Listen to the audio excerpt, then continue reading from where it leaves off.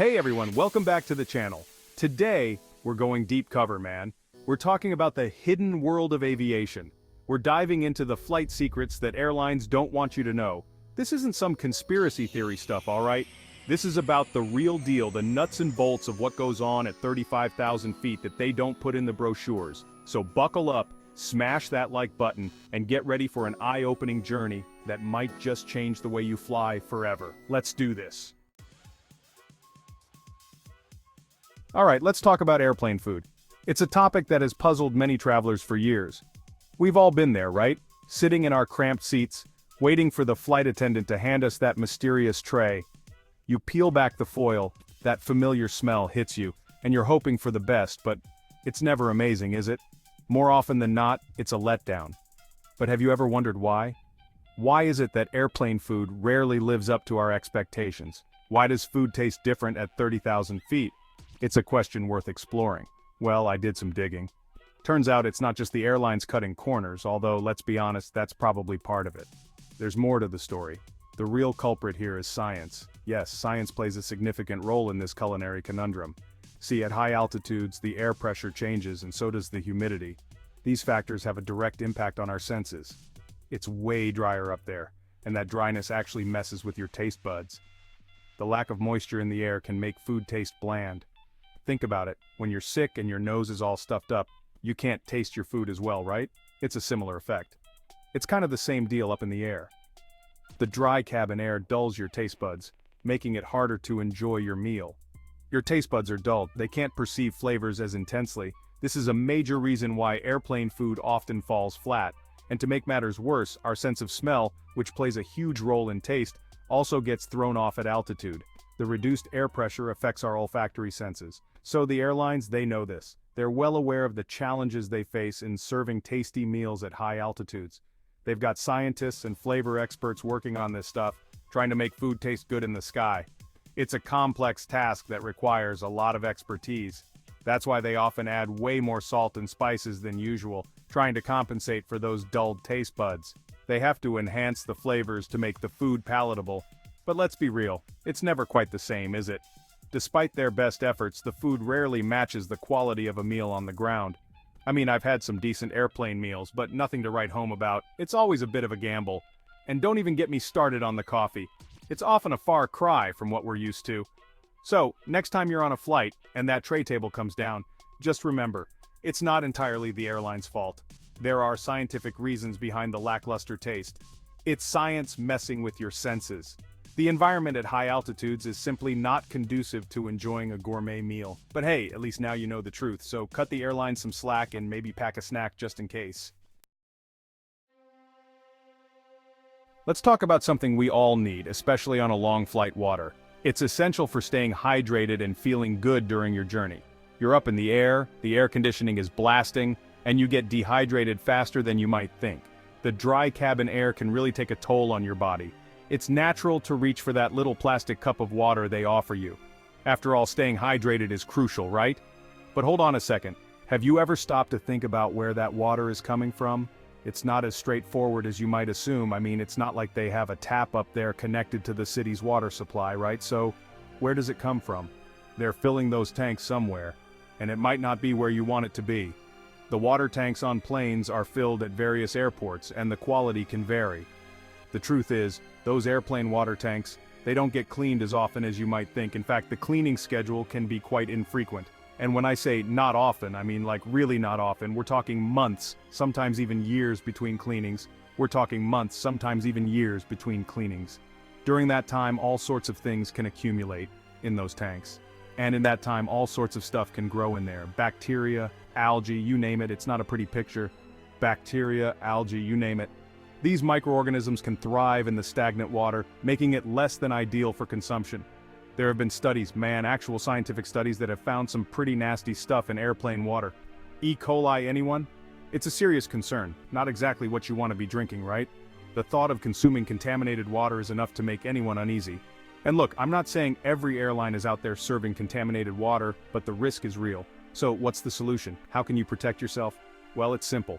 Just say no to the tap water. Seriously, just skip it. Politely decline and opt for a safer alternative. Instead, opt for bottled water. It's sealed, it's safe, and it's the best way to stay hydrated on a flight without risking your health. It's sealed, it's safe, and it's the best way to stay hydrated on a flight without risking your health. Plus, it's convenient and readily available. And hey, if you're feeling fancy, you can always order a juice or a soda. These beverages are also safe options. Just maybe avoid the coffee unless you're really desperate. The water used for coffee might come from the same tanks. Trust me on that one. Your health and peace of mind are worth it. Stay hydrated, stay safe, and enjoy your flight. Chapter 3. Oxygen masks. Your 15 minutes of safety. Alright, let's talk about something you never want to see on a flight. Those oxygen masks dropping down from the ceiling. It's the stuff of movies, right? But in reality, it's a safety feature, and it's important to know how it works. So, you're cruising along at 35,000 feet, and suddenly, the cabin pressure drops. Maybe there's a leak, maybe something else happened. Whatever the reason, you need oxygen, and fast. That's where those masks come in. Now here's the thing about those masks. They don't give you an endless supply of oxygen. They're designed to give you about 12 to 15 minutes of breathable air. Now I know what you're thinking. 15 minutes? That's it? Well, here's the deal. Those 15 minutes, they're not meant to get you to your destination. They're meant to buy the pilots enough time to do something crucial.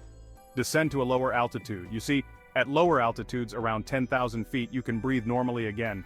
The air is denser, there's more oxygen available. So those 15 minutes of oxygen, they're like a lifeline, giving the pilots enough time to get the plane down to a safe altitude where you can breathe without a mask. It's all about buying time in an emergency. Chapter 4. Autopilot or nap time. What pilots really do. We've all heard the jokes about pilots just sitting there sipping coffee while the autopilot does all the work, right? But let's be real, flying a plane is a serious business, and pilots have a lot more on their plate than you might think. Sure, autopilot is a thing, and it's an incredibly sophisticated system that can handle a lot of the flying, especially on long-haul flights. But pilots are always in control, monitoring the systems, making adjustments, and being prepared to take over manually if needed. Think of it like this. Imagine driving a car with really advanced cruise control. It can steer, it can adjust speed, it can even change lanes. But you wouldn't just fall asleep at the wheel, right? You'd still be paying attention to the road, ready to react if something unexpected happened. That's what pilots are doing up there. They're constantly monitoring the flight instruments, communicating with air traffic control, checking the weather, and making sure everything is running smoothly. It's a lot of mental work, even when the autopilot is engaged. And here's something else you might not know. Pilots actually take naps during flights. Yeah, you heard that right. On long-haul flights with 2 or more pilots in the cockpit, there are regulations in place that allow for controlled rest periods. These aren't your average naps though. They're carefully timed, monitored, and documented to ensure that the pilots are getting enough rest to stay alert and focused throughout the flight. It's all about safety, folks. Chapter 5. Secret seat features you never knew existed. Alright, let's talk about something we're all familiar with. Those airplane seats. They're not exactly known for their comfort, are they? Most of us have experienced the cramped leg room, the stiff backrests, and the general feeling of being packed in like sardines. But here's the thing, your seat actually has a lot more to offer than you might realize. There are hidden features designed to enhance your comfort and make your journey more pleasant. You see, those seats are designed by engineers who spend countless hours thinking about ergonomics, comfort, and safety.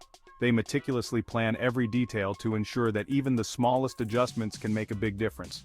And hidden within those seemingly simple seats are a bunch of features that can make your flight a whole lot more comfortable. First up, the headrest. It's more than just a cushion for your head. You know that thing you always adjust to, try and find a comfortable sleeping position? Well, it can do more than you think. Well, it's not just for show. It's designed to support your head and neck in various ways. Many airplane headrests are adjustable, and I'm not just talking about up and down. They can be tilted and angled to provide better support. Some have wings that can be folded in to provide lateral support for your head, preventing those awkward neck cramps. This can be a game changer, especially on long-haul flights. Next, let's talk about lumbar support. This feature is often overlooked but can significantly improve your comfort. You know that lower back pain you get after sitting for hours on end? It's a common issue, but there's a solution. Well, some airplane seats actually have built-in lumbar support that you can adjust to fit your spine. This can help maintain the natural curve of your lower back. It's usually a small lever or button on the side of the seat back. It might take a bit of fiddling to find it, but it's worth the effort. Give it a try, your back will thank you. Proper lumbar support can make a world of difference, especially on long flights. And for those of you lucky enough to be flying in business or first class, you might even have a footrest. This feature can help reduce leg fatigue and improve circulation. But don't worry, even in economy, some airlines have started adding footrests to their seats. It's a small but significant improvement. It's usually a small bar that folds down from the bottom of the seat in front of you. It might not seem like much, but it can elevate your comfort level. It's not much, but it can make a world of difference on a long flight. Elevating your feet can help reduce swelling and improve overall comfort. So next time you're stuck in your seat, take a moment to explore. You might be surprised at the hidden features designed to enhance your comfort. You might be surprised at what you find. These small adjustments can make a big difference in your overall flying experience. And hey, even if your seat doesn't have all the bells and whistles, at least now you know what to look for. Knowledge is power, and a little bit of awareness can go a long way in making your flight more comfortable. Outrow, until next time, fly safe. That's it for today's adventure into the hidden world of aviation. We've uncovered some secrets, busted some myths, and hopefully learned a thing or two about what really goes on behind the scenes of those flights we take. If you found these flight secrets interesting, give this video a thumbs up. It really helps the channel grow and lets me know you're enjoying this kind of content. And if you want to see more videos like this, exploring the hidden side of things, hit that subscribe button and join the adventure. Until next time, safe travels, and I'll see you in the next video.